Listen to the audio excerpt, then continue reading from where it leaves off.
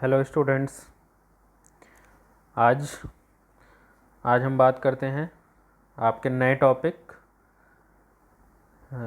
सरल मशीनें, simple machines पर। जो आपका नया टॉपिक है सिंपल मशीन, नाम से ही पता चल रहा है कि ऐसी मशीनें जो साधारण रूप में हो। तो सबसे पहले हम इसको समझ लेते हैं कि साधारण मशीनें होती क्या हैं। तो सिंपल मशीन की जब हम बात करते हैं तो हम अपने दैनिक जीवन में अक्सर हम देखते हैं कि हम कहीं ना कहीं कोई भी कार्य अगर करते हैं और अगर वो कार्य हमें मुश्किल लगता है तो हम उसके लिए किसी न किसी तरीके से उसको आसान बनाने का प्रयास करते हैं। तो आसान बनाने का प्रयास ये है कि जब हम उसमें किसी ऐसे उपकरण का प्रयोग कर लेते हैं जिसकी वजह से काम आसान हो जाता है, सरल हो जाता है, तो वो हमारा जो है सरल मशीन के रूप में कार्य करने लगता है। जैसे हम अगर किसी चीज़ को काटने की बात करें तो हमने सोचा कि फल है, फल को अगर हम क्या करें कि सेब है। अब सेब को हमने सोचा कि इसको 2 भाग कर लें या 4 भाग कर लें, तो हमने उसको चाहें तो हम अपने हाथ से कर सकते हैं, लेकिन क्या है कि उसमें समय लगेगा और ज़्यादा शक्ति लगेगी, ताकत लगेगी। तो उसके लिए हमने क्या किया, हमने चाकू एक धारदार उसकी धार बनाई और जिसकी वजह से क्या हुआ कि जैसे ही हम उसको लगाते हैं वैसे ही सेब कट जाता है, बहुत ही कम मेहनत से और बहुत ही कम समय में। तो कहने का मतलब ये है कि जिस भी काम को हमने अपना सरल बनाने के लिए किसी ऐसे उपकरण की खोज की, वह उपकरण हमारा सरल मशीन कहलाता है। तो ये जितने भी हमारे दैनिक जीवन में जितनी भी चीज़ें हैं, चाकू है, सरौता है, चिमटा है। चिमटा भी वही हाल है कि रोटी पकड़ने के लिए हमारा हाथ जल जाता था। उठाने को तो हम रोटी ऐसे भी उठा सकते हैं, लेकिन हमारा हाथ जल जाता है, इसलिए हमने चिमटे का आविष्कार कर लिया। तो इस तरीके से हमारे कामों को आसान बनाने के लिए जितनी भी चीज़ें हैं ये सब हमारी सरल मशीन के अंतर्गत आती हैं। और सरल मशीन का अर्थ ही है कि कार्य को सरल बनाना, आसान बनाना। और मशीन की जब बात आती है तो मशीन द्वारा एक बिंदु पर बल लगाकर हम दूसरे बिंदु पर कार्य करते हैं। और मशीन के द्वारा हम ये करते हैं कि बल की दिशा में परिवर्तन कर सकते हैं। मशीन द्वारा हम कम परिमाण के बल से अधिक परिमाण के बोझ को उठा सकते हैं। मशीन द्वारा हम धीमी गति को तीव्र गति में बदल सकते हैं। मशीन ऐसा एक साधन ही है जिसके द्वारा हम एक बिंदु पर लगा हुआ बल दूसरे बिंदु पर परिवर्तित दिशा का मान अथवा दोनों में संचारित होकर कार्य करता है। तो ये हमारी सिंपल मशीन हो गई कि कोई भी युक्ति जो ऊर्जा लेकर कोई भी क्रियाकलाप करती है उसे यंत्रिया मशीन कहते हैं, अर्थात बल का परिमाण बदल दे या दिशा को बदल दे किंतु स्वयं कोई ऊर्जा खपत ना करे। तो ये हमारी इस तरीके के जितने भी उपकरण हैं वो सब हमारे सरल मशीन कहलाते हैं। इसके बाद सरल मशीन 2 प्रकार की होती हैं। एक होता है उत्तोलक या लीवर के सिद्धांत पर आधारित और दूसरी होती है नत्तल के सिद्धांत पर आधारित बनी मशीनें। तो सबसे पहले हम उत्तोलक या लीवर के सिद्धांत पर आधारित मशीनों के बारे में चर्चा करते हैं। तो हम देखते हैं कि उत्तोलक या लीवर क्या होता है। उत्तोलक की जब हम बात करते हैं तो फिज़िक्स के अकॉर्डिंग उत्तोलक एक ऐसी साधारण सी मशीन है जिसमें हम बल को इस प्रकार प्रयुक्त करते हैं कि उससे अधिक अनुपात में कार्य किया जा सके। साथ ही साथ उत्तोलक एक मुड़ी हुई या सीधी छड़ होती है जो किसी निश्चित बिंदु के परितः स्वतंत्रता पूर्वक घूम सकती है। यह एक सरल मशीन ही है जिसका हम दैनिक जीवन में प्रायः उपयोग करते हैं। इनकी सहायता से हम कोई भी कार्य, कोई भी भारी बोझ या कुछ भी हो उसको कम बल लगाकर हम उठा सकते हैं। साथ ही साथ उत्तोलक एक ऐसा ठोस है, मजबूत है, दंड है जो एक निश्चित आलंब अर्थात फलक्रम पर चारों ओर घूम सकता है। इसके एक छोर पर कोई वजन हम रख दें और दंड के दूसरे सिरे पर बहुत ही कम शक्ति लगाकर हम भार को उठा सकते हैं। साथ ही साथ अभी जो हमने आलंब के बारे में बात की, इस पर हम अभी आगे चर्चा आपको करेंगे कि आलंब क्या होता है। उत्तोलक में आलंब से भार की दूरी को भार भुजा और आलंब से आयास की दूरी को आयास भुजा कहते हैं। तो यदि उत्तोलक जो है वो संतुलित अवस्था में, जैसा आप चित्र में देख रहे हैं, एफर्ट, फलक्रम और लोड, तो आलंब हमारा बीच में जिस पर टिका हुआ है, फलक्रम, लोड हमारा भार है और एफर्ट हमारा आयास जिसके द्वारा हम प्रयास कर रहे हैं। तो उत्तोलक का यांत्रिक लाभ जो है निकाला गया है वो इस बात पर निर्भर करता है कि निश्चित आयास से कितना अधिक से अधिक भार उठाया जा सकता है। तो यांत्रिक लाभ बराबर भार बटे आयास। अब उत्तोलक के जब हम प्रकार की बात करते हैं तो उत्तोलक का भार जो है, उत्तोलक के जो प्रकार हैं वो इन तीन ही तत्वों पर आधारित हैं, जिसमें आपके एफर्ट, लोड और फलक्रम। तो एफर्ट, लोड और फलक्रम की जब हम बात करते हैं तो इन्हीं की स्थिति के आधार पर उत्तोलक जो है वो तीन प्रकार के हैं। पहला है क्लास फर्स्ट लीवर्स, प्रथम वर्ग के उत्तोलक। दूसरा है क्लास सेकंड लीवर्स, द्वितीय वर्ग के उत्तोलक। तीसरा है क्लास थर्ड लीवर्स, तृतीय वर्ग के उत्तोलक। लेकिन इन उत्तोलकों के बारे में जानने से पहले हम इन तीनों को जानते हैं कि आयास, भार और हमारा ये आलंब, ये क्या होता है। इसके बारे में जब हम बात करेंगे आयास, भार और आलंब की, जैसा कि आप चित्र में देख रहे हैं कि देखिए आयास, भार और आलंब की ही परस्पर स्थितियां बदल रही हैं, जिसकी वजह से उत्तोलक हमारे तीन प्रकार के हैं। तो सबसे पहले हम बात करते हैं आलंब की कि फलक्रम क्या होता है। फलक्रम की जब हम बात करते हैं तो इस बिंदु के चारों ओर उत्तोलक जो है वो स्वतंत्रता पूर्वक घूम सकता है, इसे ही हम फलक्रम कहते हैं और इसे हम कैपिटल F से प्रदर्शित करते हैं। दूसरा आता है भार। भार तो सामान्य है, सब लोग जानते हैं कि उत्तोलक द्वारा जो भी भारी बोझ उठाया जाता है उसे हम भार कहते हैं और इसे हम कैपिटल W से प्रदर्शित करते हैं। और आलंब से भार की क्रिया रेखा की दूरी को हम लोड आर्म या भार भुजा कहते हैं। तीसरा हम बात करते हैं आयास, एफर्ट। एफर्ट मतलब हमारे द्वारा किया गया प्रयास। तो उत्तोलक द्वारा भारी बोझ को उठाने के लिए जो हम बल आरोपित करते हैं उसे ही हम आयास कहते हैं, इसको हम कैपिटल P से प्रदर्शित करते हैं। तो ये हमारे तीनों पॉइंट्स हो गए, आयास क्या है, भार क्या है, आलंब क्या है। अब हम बात करते हैं पहला उत्तोलक हमारा प्रथम वर्ग के उत्तोलक के बारे में। प्रथम वर्ग के उत्तोलक की जब हम बात करते हैं तो ये उत्तोलक जो है इसकी स्थिति ऐसी है कि इसकी वर्ग के उत्तोलकों में आलंब F, भार W तथा आयास P के बीच में होता है। तो जैसा हम चित्र में देख रहे हैं कि कैंची, दोनों हमारे जो प्रयास होते हैं अंगूठे और उंगली से, वो दोनों साइड में हैं। भार हमारा आगे की तरफ होता है और बीच में जो हम लोगों को दोनों को ज्वाइंट किए है वो है हमारा फलक्रम।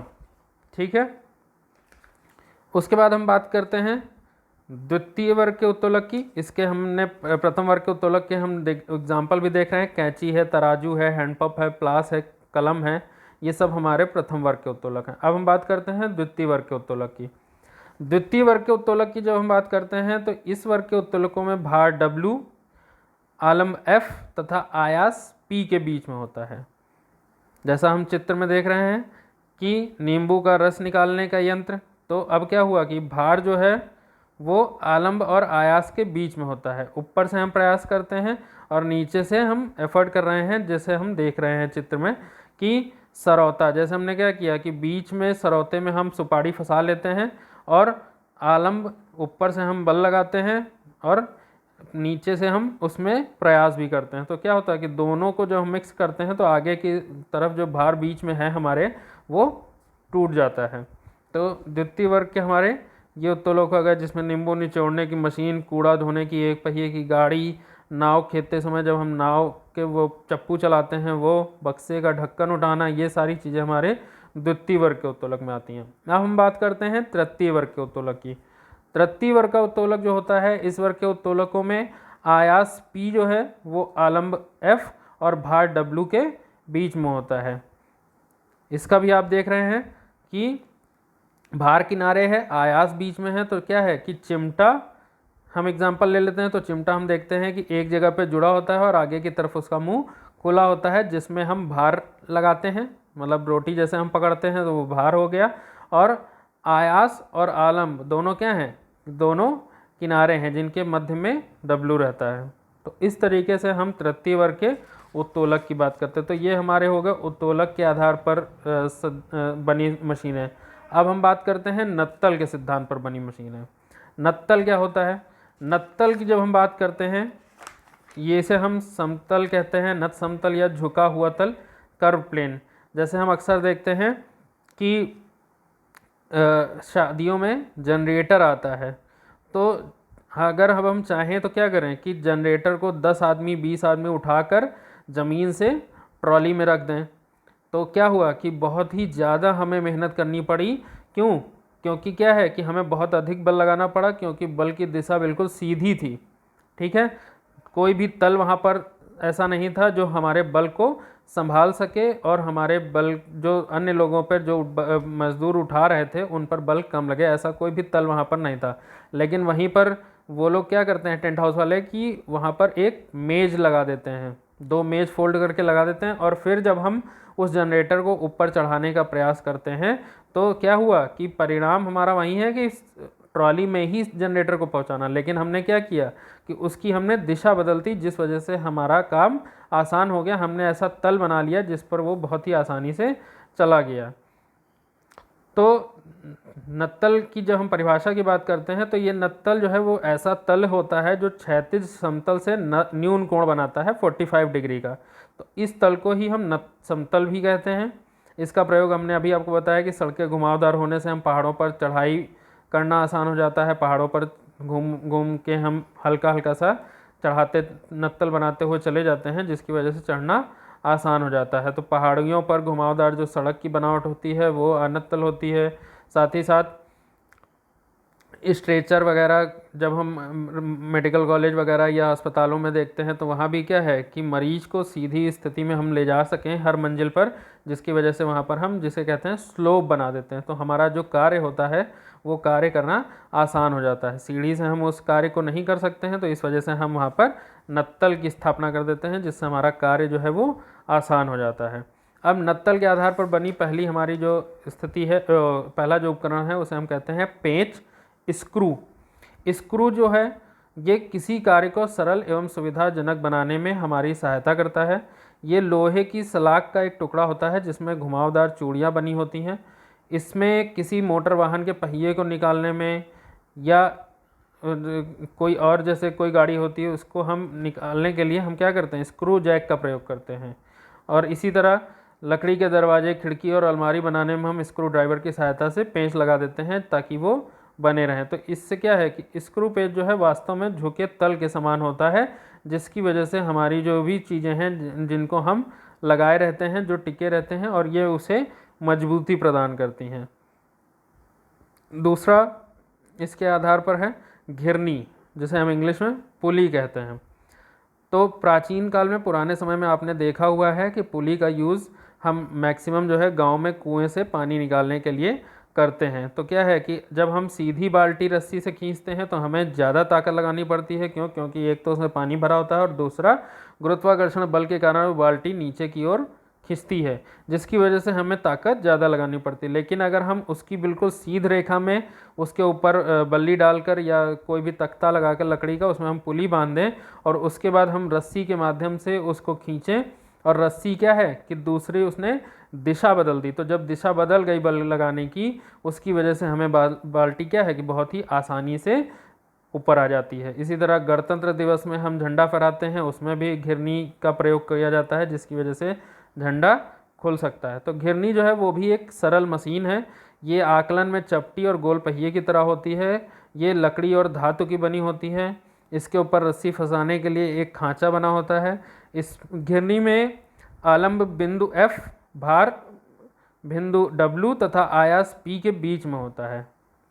इसलिए घिरनी जो है वो प्रथम श्रेणी का उत्तोलक है और घिरनी लगाए गए बल की दिशा को बदल देती है। घिरनी द्वारा कार्य करना आसान हो जाता है। इसी वजह से हम देखते हैं कि जब कोई भारी सामान ऊपर की ओर ले जाना होता है तो हम घिरनी लगाकर विपरीत दिशा में उसके कार्य करते हैं, और तो हमारा कार्य जो है वो आसानी से ऊपर चला जाता है। अगला हम बात करते हैं पहिए की। तीसरा हमारा जो नत्तल के आधार पर है ये है पहिया। पहिया जो है ये गति करता है।